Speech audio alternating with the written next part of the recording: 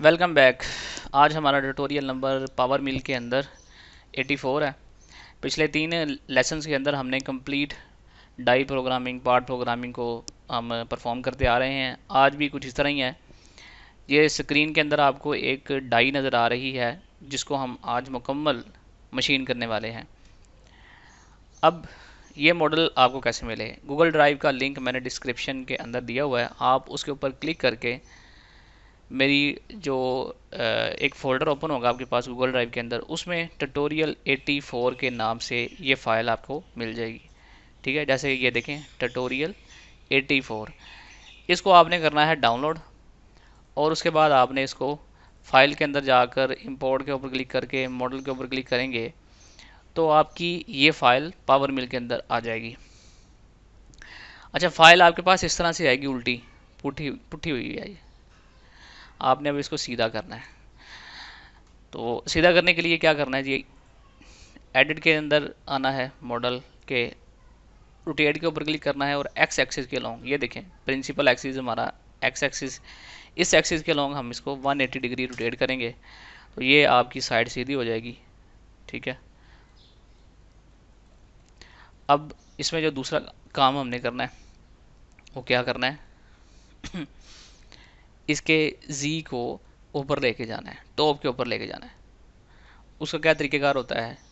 Model के ऊपर आएंगे, प्रॉपर्टीज़ के अंदर आएंगे और यहाँ पे जो वैल्यू हमारी प्लस के अंदर है इसको हम कॉपी करेंगे। मॉडल के ऊपर आएंगे, एडिट के ऊपर आएंगे, मूव के ऊपर क्लिक करेंगे, जी के ऊपर क्लिक करेंगे और यहाँ पर हम 11.98 इसके आगे माइनस लगा देंगे तो हमारा, अब आप दोबारा वेरीफाई करेंगे, मॉडल हमारा जी के लिहाज से बिल्कुल ज़ीरो हो चुका होगा। एक्स और वाई हमारा ऑलरेडी बराबर है, यानी एक्स वाई में पॉजिटिव में और नेगेटिव में वैल्यू सेम है। इसका मतलब ये है कि हमारा जॉब या वर्क प्लेन बिल्कुल सेंटर में पड़ा हुआ है। अच्छा जी, ये हो गया, ओरिएंटेशन इसकी कंप्लीट हो गई। अब हमने जो काम करना है वो ये करना है कि टूल सिलेक्शन, इसकी टूल सिलेक्शन कैसे होगी?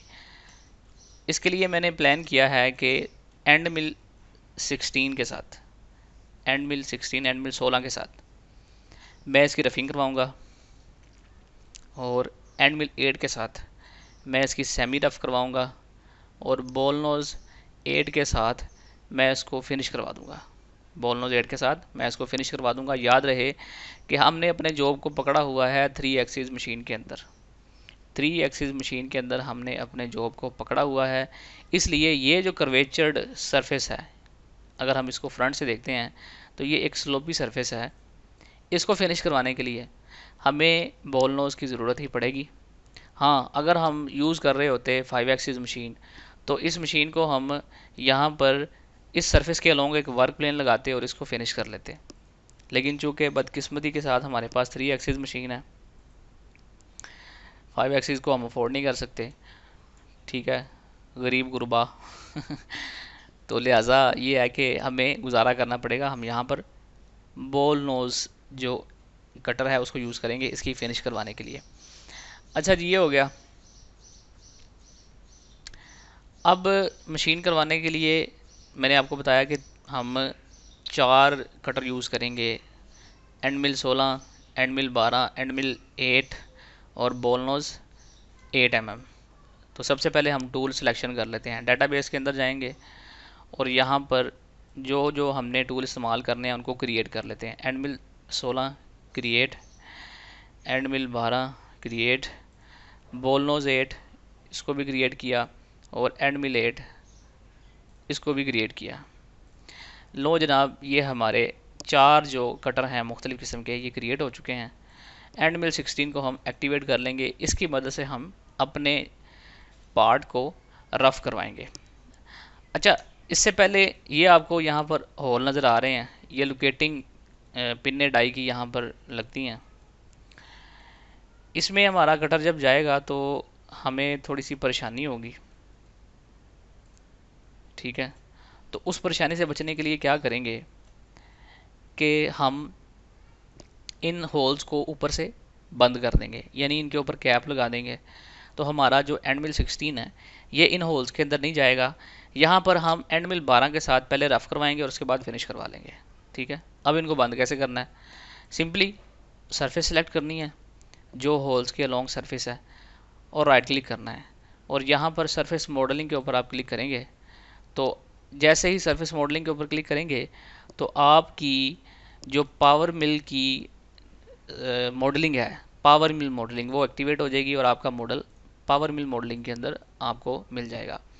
اب آپ نے یہاں پر جب آپ کا ماڈل آ جائے، اچھا اس میں آپ کو پہلے یہ کرنا پڑے گا کہ آپ کو یہ پروجیکٹ سیو کرنا پڑے گا. میں نے آلریڈی سیو کیا ہوا تھا تو اس لیے مجھے یہ والی آپشن یہاں پر میرے پاس نہیں آئی، تو آپ کو اس کو سیو کرنا پڑے گا. سیو کر لیا. سیو کرنے کے بعد اب آپ آئیں گے پاور شیپ کے اندر. اب آپ نے یہ ہول بند کرنے ہیں. کنٹرول ٹی دبا کر اسمارٹ سرفیس اس آپشن کو آپ آن کریں گے اور جن جن ہولز کو بند کرنا چاہتے ہیں ان کے ایجز کے اوپر کلک کریں گے. تو یہ دیکھیں پاور شیپ خود بخود اس کے along ایک کیپ لگائے گا. آپ نے ٹینجنٹ سرفیسز آپشن کو ان چیک کرنا ہے اور اپلائی کے اوپر کلک کرنا ہے. اسی طرح یہ ہول بند کرنا ہے، اپلائی کے اوپر کلک کرنا ہے. یہ ہول بند کرنا ہے، اپلائی کے اوپر کلک کرنا ہے. یہ ہول بند کیا، اپلائی کیا، اوکے کیا. لے جناب آپ کے ہول کے اوپر کیپس لگ چکے ہیں. اب آپ نے یہ جو گرین کلر کا ایکسیپٹ کا بٹن ہے اس کو کلک کرنا ہے. تو آپ کا ماڈل جو ہے یہ پاور مل کے اندر دوبارہ واپس آ گیا ہے اور اب اس کے اوپر کیپ ہو چکے ہیں. ٹھیک ہے، کیپنگ اس کے اوپر ہو چکی ہے. اچھا جناب، یہ تو ہم نے اب کر لیا. اب ہم کریں گے اس کے رفنگ کا پروگرام ہم نے چلانا ہے. اچھا اب آپ کے ذہن میں یہ کویشچن آئے گا کہ ہم نے جو زی کا یعنی ریفرنس ہے وہ کہاں سے لینا ہے. تو یہ تقریباً یہ والا یہ جو لوکیشن ہے، پہلے ٹول پاتھ میں تو مسئلہ نہیں ہوتا کیونکہ آپ کی پلیٹ جو ہے میں بلوک کیلکولیٹ کرواتا ہوں، اس کی اوپیسٹی میں ہائی کرتا ہوں. تو یہ پہلا جو ریفرنس لینا ہوتا ہے آپ نے وہ تو بالکل جو ہمارے پاس اس کا ٹاپ ہوتا ہے پلیٹ کا وہاں سے لے لیتے ہیں. جب رف ہو جاتی ہے تو پھر دوسرے جو ریفرنسز ہیں ان کو لینے میں پرابلم ہوتی ہے. اس کے لیے یہ جو ٹاپ ہے، ٹھیک ہے، اس ٹاپ کے اوپر آپ کو یہاں پر باقی تمام ریفرنسز لینے پڑتے ہیں اس جگہ کے اوپر. یہاں سے آپ اپنے تمام کے تمام جو ٹول ہیں ان کو زی میں زیرو کریں گے. دوسرا کویشچن آپ کے ذہن میں یہ آتا ہوگا کہ اس پیس کو ہم نے پکڑنا کیسے ہے. اس طرح کے پیس جن کو کلیمپ ڈالنا مشکل ہو اس کو ہم وائس کے اندر پکڑتے ہیں. ٹھیک ہے، اس کو ہم وائس کے اندر پکڑتے ہیں جس جاب کو ہمیں مشکل ہو رہی ہوتی ہے. اب یہ دیکھیں یہاں پر بھی ہم کلیمپ نہیں ڈال سکتے کیونکہ یہاں پر بھی مٹیریل اوپر سے ریموو ہونا ہے. اس جگہ پہ بھی نہیں ڈال سکتے. ڈال تو سکتے ہیں لیکن ہمیں یہاں پر تھوڑا ایک باڑ لگانی پڑے گی اور وہ اتنا لمبا جو ہے مٹیریل ہمیں بعد میں ریموو کرنا پڑے گا. تو اس کے لیے بہترین حل یہ ہوتا ہے کہ اس طرح کے جاب کو وائس میں پکڑ کے مشین کریں. یا پھر دوسرا طریقہ کار یہ ہوتا ہے کہ یہ فیس اور یہ فیس اس کے ساتھ یہ جو اس کی بیس ہے آپ لوہے کا کوئی پیس ویلڈ کریں. ٹھیک ہے، اور اس پیس کو ہلکا سا ویلڈ کریں اور اس پیس کے اوپر کلیمپ ڈال لیں. ٹھیک ہے، یہاں پر اور یہاں پر. اور اگر یہ بھی نہیں کرنا تو شیپر مشین کے اوپر آپ کو یہاں پر ایک چھوٹی سی سلاٹ ڈالنی پڑے گی تاکہ اس سلاٹ کے اندر آپ کلیمپ کو ڈال کر جاب کو ہولڈ کر لیں. ٹھیک ہے، دو طریقے میں نے بتا دیے، تین طریقے بتا دیے اس طرح کے جاب کو کلیمپ کرنے کے لیے. یا آپ اس کو وائس میں پکڑیں گے یا اس کے لونگ آپ کوئی آئرن کے لوہے کے پیس ویلڈ کریں گے اور ان ویلڈڈ پیسز کے اوپر آپ کلیمپ رکھیں گے اور ان کو اس پیس کو کلیمپ کر لیں گے.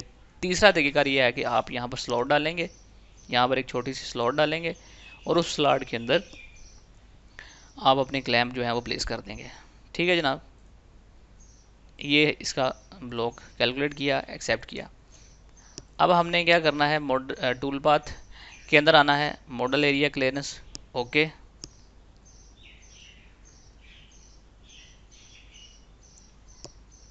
اس سے پہلے ٹول پاتھ کنیکشنز کے اندر آ کر کیلکولیٹ کر لیں تاکہ آپ کا جو ٹول ہے وہ سیف پوزیشن کے اوپر آ جائے. اب اس کے اندر لمٹ کے اندر آئیں گے، یہاں پر جو آپشن ہے سینٹر، ٹول سینٹر، اس آپشن کو سلیکٹ کر لیں گے. ٹول ہمارا اینڈ مل 16 سلیکٹ ہوا ہے. Of set all, conventional tolerance 0.05، thickness جو کہ ہم رفنگ کے اندر اس کو فنشنگ کے اندر اس کو کلیئر کریں گے 0.3 بیس پر، یعنی ایکزیل اور ریڈیل 0.3 دونوں رہے گی. اسٹیپ اوور کی value 12 mm، step down 0.35 offset maintain cut direction uncheck, high speed machining में allow tool offset find flat on triangle, इन दोनों ऑप्शंस को अनचेक करेंगे। अप्रोच फ्रॉम आउटसाइड इसको अनचेक करेंगे। लिंक्स के अंदर आएंगे, लीड इन के अंदर आएंगे, रैम्प की ऑप्शन यहाँ से सेलेक्ट करेंगे, ramp line maximum zig angle 1, height 0.5 accept. और लिंक्स इसके अंदर आएंगे, first link first choice on surface, और ये सारा हमारा सेटिंग हुई कंप्लीट। अब हम इसको करेंगे कैलकुलेट।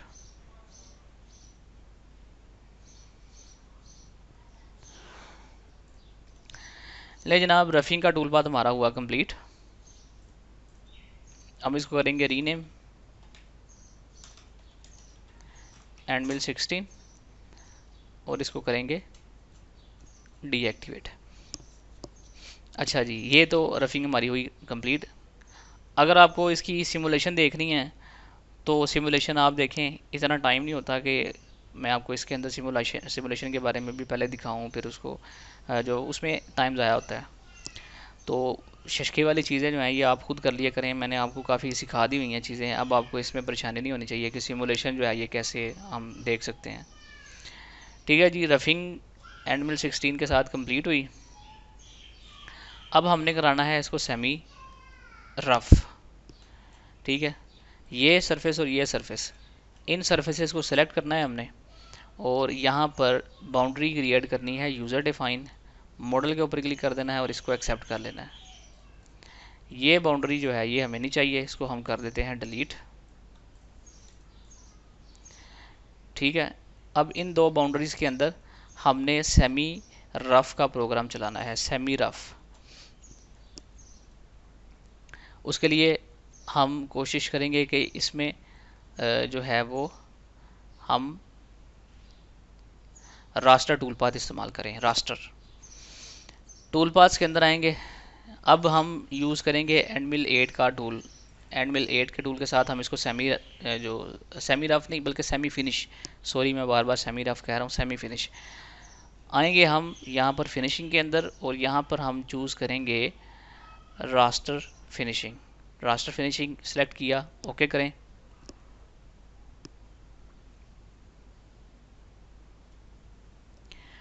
और यहाँ पर हम आएंगे तो हमारा टूल जो है वो एंडमिल 8 सेलेक्ट हुआ है, रास्टर फिनिशिंग।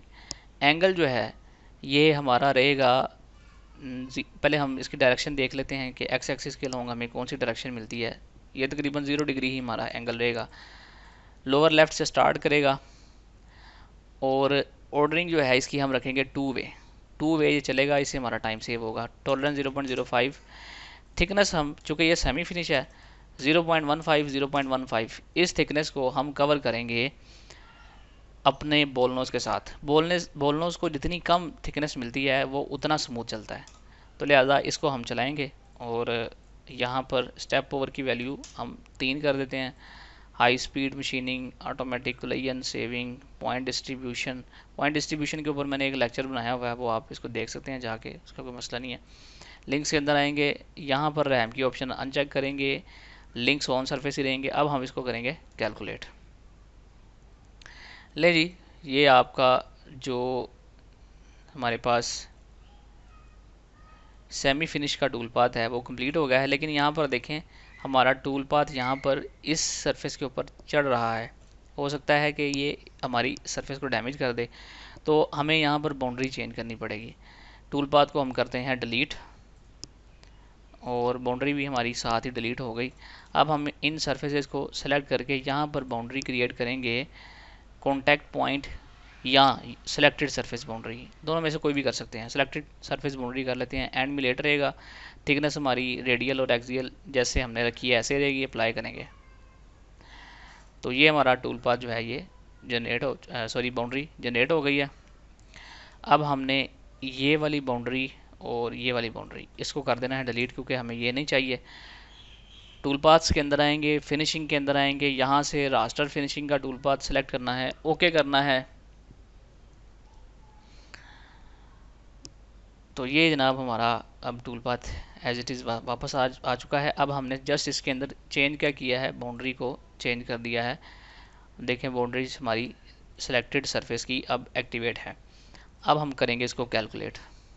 तो ये देखें हमारा टूल पाथ अब सिर्फ और सिर्फ उसी स्पेसिफिक एरिया के अंदर चल रहा है जिसको हमने सिलेक्ट किया था।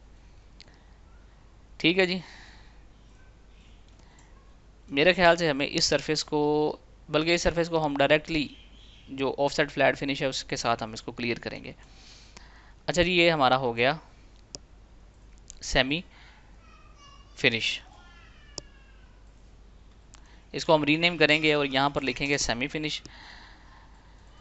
अब ये तो हो गई सरफेस। अब ये जो सरफेस है, जो फिलेट वाली सरफेस है, इसको हम करेंगे सेलेक्ट और इसको भी हम पहले सेमी रफ करवाएंगे। ठीक है, सेमी फिनिश करवाएंगे और इसमें हम यूज़ करेंगे एंड मिल 8। चूँकि इसके अंदर हमारी जो थिकनेस है वो थोड़ी ज़्यादा है, तो हमें यहाँ पर स्टेप डाउन की वैल्यू जो है वो ज़्यादा रखेंगे। कांस्टेंट जी फिनिशिंग के साथ हम इसको सेमी फिनिश करवाएंगे। ये सरफेस हम सेलेक्ट करेंगे।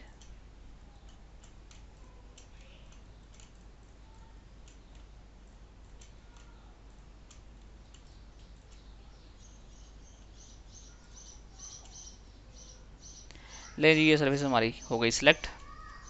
एंड मिल 8 के साथ ही कांस्टेंट जी जो फिनिशिंग टूल पाथ है वो हम यूज़ करेंगे इसको सेमी फिनिश करवाने के लिए। बाउंड्रीज के अंदर आएंगे, क्रिएट बाउंड्री सेलेक्टेड सरफेस और अप्लाई करेंगे। और ये बाउंड्री हमारी यहाँ पर क्रिएट हो चुकी है। टूल पाथ्स के अंदर आएंगे, फिनिशिंग कांस्टेंट जी फिनिशिंग, ओके।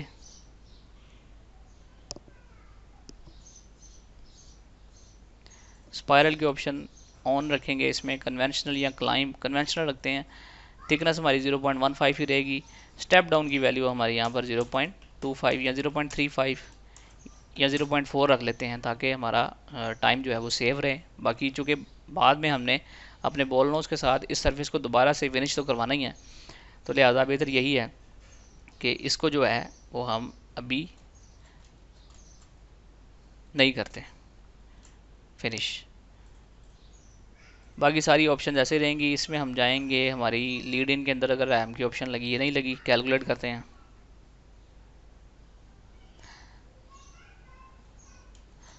इसमें हमें हमारे पास जो डायरेक्शन है वो एनी करनी पड़ेगी, क्योंकि ये देखें नंबर ऑफ लिफ्ट बहुत ज़्यादा आ गए हैं।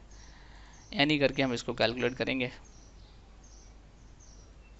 तो ये जनाब हमारा जो सेमी हमारे पास फिनिश है वो भी कंप्लीट हो चुका है। मेरे ख्याल से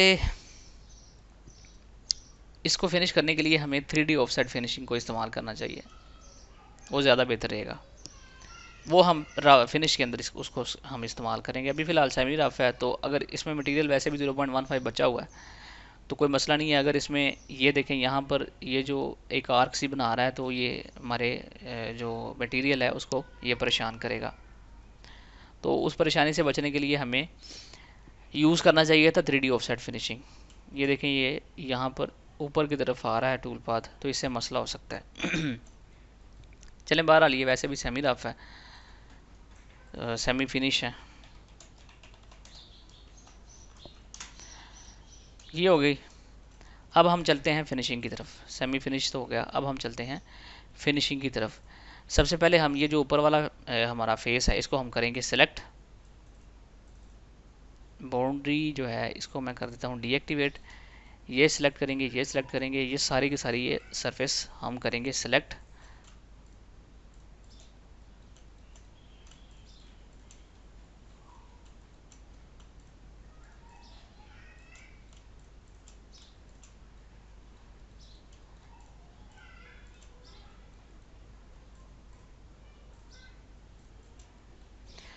अच्छा जी, ये हो गई सरफेस सिलेक्ट।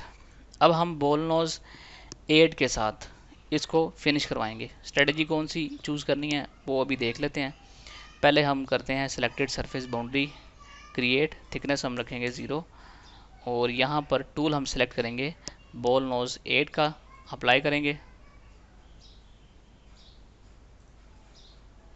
तो ये जनाब हमारी देखिए बाउंड्री उस सरफेस के लॉन्ग क्रिएट हो चुकी है। एक्सेप्ट करेंगे और बॉल नोज 8 को एक्टिवेट कर लेंगे। अब यहाँ पर हम देखते हैं किस टूल पाथ की जो شیپ ہے وہ زیادہ بہتر آتی ہے. سب سے پہلے ہم 3D آف سیٹ فنیشنگ کو اپلائی کرتے ہیں.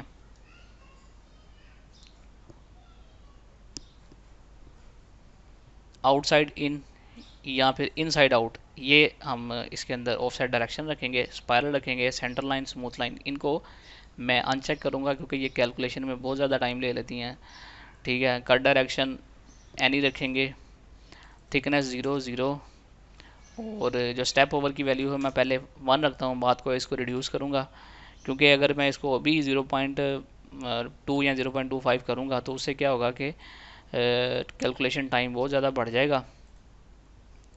تو لہٰذا پہلے ہم اس کی شیپ دیکھیں گے کہ یہ کس طرح اس کا بیہیویئر کیا ہے، یہ کس طرح ٹول پاتھ کو. بہترین ہے جی، زبردست، بہت اچھے طریقے سے اس نے ہماری سرفیس کو جو ہے وہ اس نے گرپ کیا ہے. اب کیا کریں گے،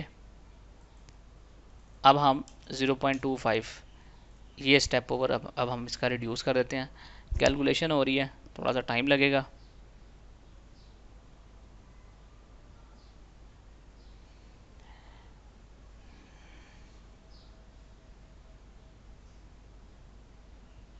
لیں جی، بہترین. تھوڑا ایک جو ہے وہ اس کو سیمولیٹ کر کے دیکھ لیتے ہیں.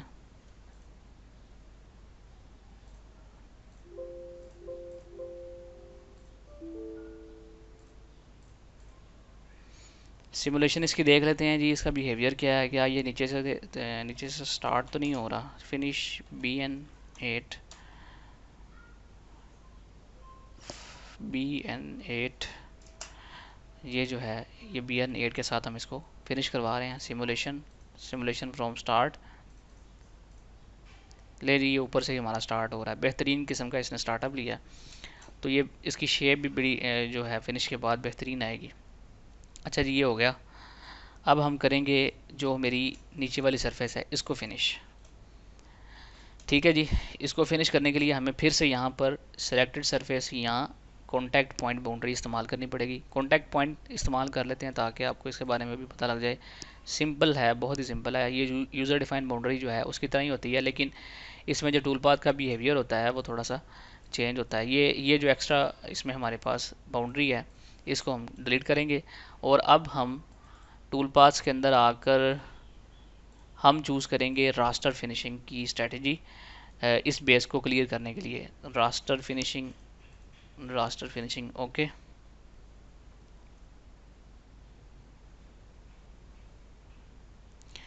ٹو وے ڈائریکشن ہوگی، تھکنیس 0 ہوگی، 0.25 اس کا اسٹیپ اوور ہوگا. باقی ساری چیزیں ایز اٹ از رہیں گی. لنکس کو ہم ایک بار دیکھ لیتے ہیں. آن سرفیس ہیں جی، کیلکولیٹ کرتے ہیں. لے جناب، بہترین قسم کی آپ کی جو سرفیس ہے یہ بھی فنش ہو چکی ہے. اب ہم نے فنش BN8 اور یہ ہے جی ہمارے پاس، اس کو ہم BN8-1 کے نام سے سیو کر لیتے ہیں. اب ہماری یہ والی سرفیس جو ہے یہ رہ گئی ہے. اس کو ہم کریں گے آف سیٹ فلیٹ فنیشنگ سے فنش. سرفیس کو سلیکٹ کریں اور یہاں پر ایک باؤنڈری ہم بنائیں گے، یوزر ڈیفائن باؤنڈری. ماڈل کے اوپر کلک کریں گے. ایکسٹرا جو ہمارے پاس باؤنڈری ہے اس کو ہم کریں گے ڈیلیٹ.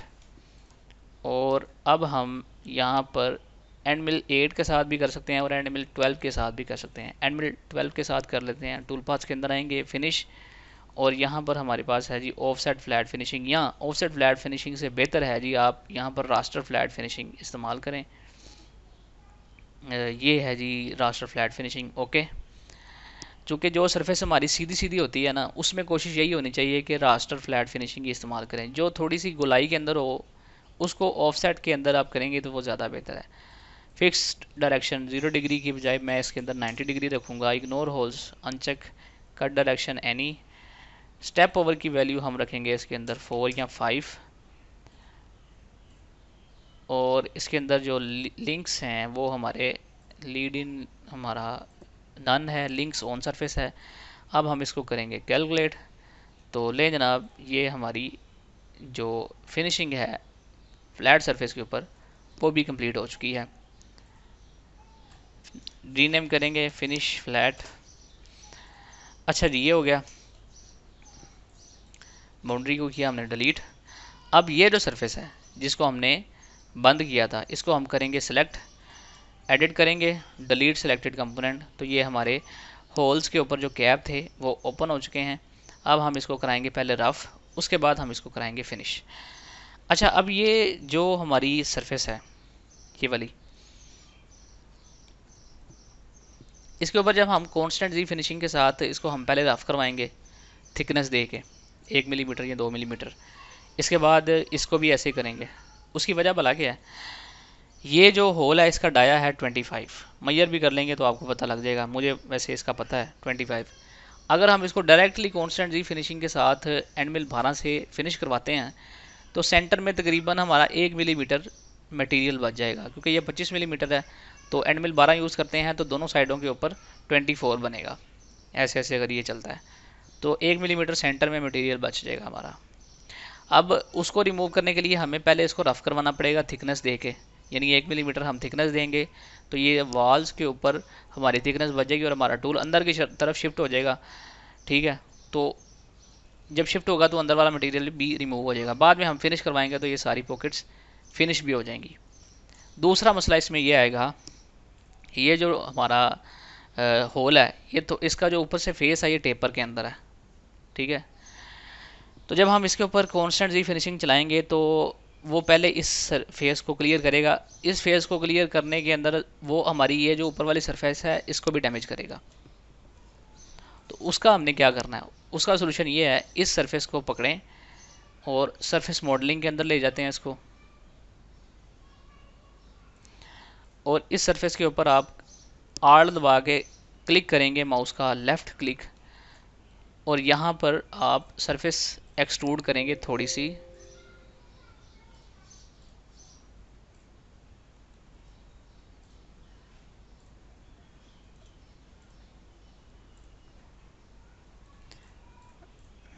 بلکہ اس میں تھوڑا سا ایشو ہے. یہ سرفیس جو ہے یہ ایکسٹروڈ ہونی چاہیے along زی ایکسس. آپ پرنسپل پلین یہاں پر زی ایکسس سلیکٹ کریں اور اس کو ایکسٹروڈ کریں. ابھی بھی اس کے اندر پرابلم ہے، تو اس کا حال یہ ہے کہ اس سرفیس کو یہاں پر ہم کرتے ہیں سلیکٹ، اور یہاں پر ایڈٹ کے اندر آ کر ہم اس کو کریں گے پروجیکٹ. وائر فریم کے اندر آئیں گے، یہاں سے ہم اس کو کریں گے پروجیکٹ کرو along پرنسپل پلین. اوکے، تو یہ ہماری یہاں پر دیکھیں یہ ایک سرفیس یہ ہے اور ایک سرفیس یہ ہے. ان دونوں کو سلیکٹ کریں گے، کنٹرول ٹی دبائیں گے، ٹینجنٹ ٹو سرفیس یہ ختم ہو گئی. اوکے کریں گے.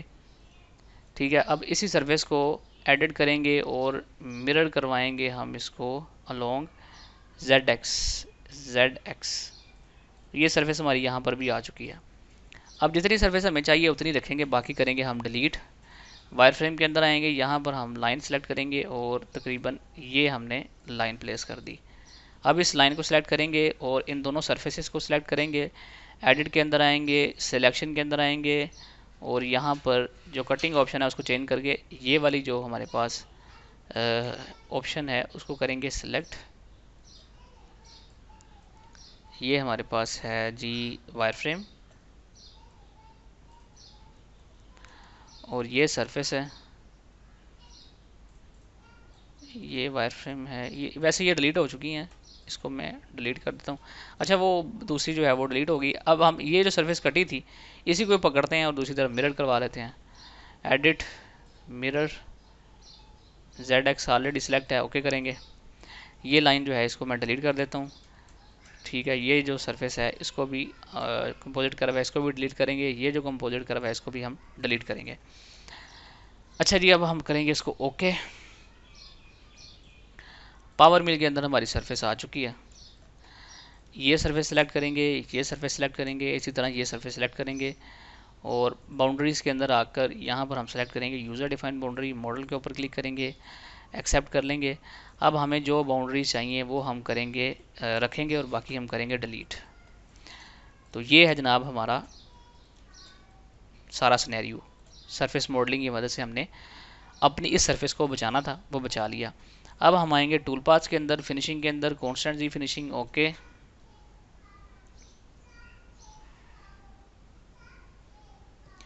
اسپائرل سلیکٹ کریں گے اور اسٹیپ ڈاؤن کی ویلیو 0.5 رکھیں گے اور یہاں پر ہم تھکنس جو ہے والز کے اوپر 1 ملی میٹر چھوڑیں گے اور اس کو کیلکولیٹ کریں گے.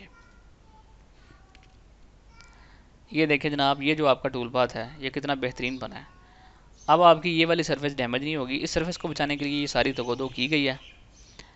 ٹھیک ہے جی، یہ ہمارا ٹول پاتھ بن گیا رف کا. اب ہم نے اس کو میں ری نیم کرتا ہوں رف ہولز. اب اس کے بعد ایک ٹول پاتھ ہم اور بنائیں گے کانسٹنٹ زی فنیشنگ کا، اور اب ہم اس کو کرائیں گے فنش. کانسٹنٹ زی فنیشنگ اسپائرل، صرف تھکنس زیرو کرنی ہے، باقی ساری ویلیوز ایز اٹ از رہیں گی. کیلکولیٹ کرتے ہیں تو جناب آپ کے یہ ہولز جو ہیں یہ بھی کیلکولیٹ ہو چکے ہیں. اب اس میں مجھے ایک چیز کا خطرہ ہے کہ یہ جو ہماری ٹول لینتھ ہے، کیا یہ ہمارے اس پورے کے پورے پاکٹ کو یا ہول کو مشین کر سکے گی؟ اگر نہیں کر سکے گی تو آپ کو اپنے اس ٹول کو تھوڑا سا باہر نکالنا پڑے گا اس پوری کی پوری جو ہول ہے اس کو مشین کرنے کے لیے. ٹھیک ہے جناب، تو یہ ہماری سکسیزفلی ہم نے کمپلیٹ کر لی ہے ڈائی. این سی پروگرام بنانے کا میں ہزاروں بار بتا چکا ہوں.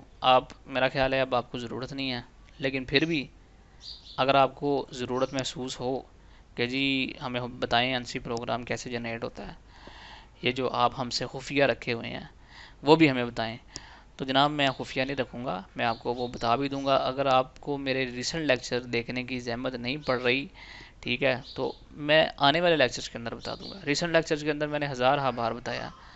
ٹیوٹوریل 83 دیکھیں، 84 82 دیکھیں، 81 دیکھیں، سب کے اندر میں نے بتایا ہوا. تو ملتے ہیں نیکسٹ ویڈیو کے اندر ایک نئی پارٹ کے ساتھ، ایک نئی ڈائی کے ساتھ. تب تک مجھے دیجیے اجازت. اللہ حافظ.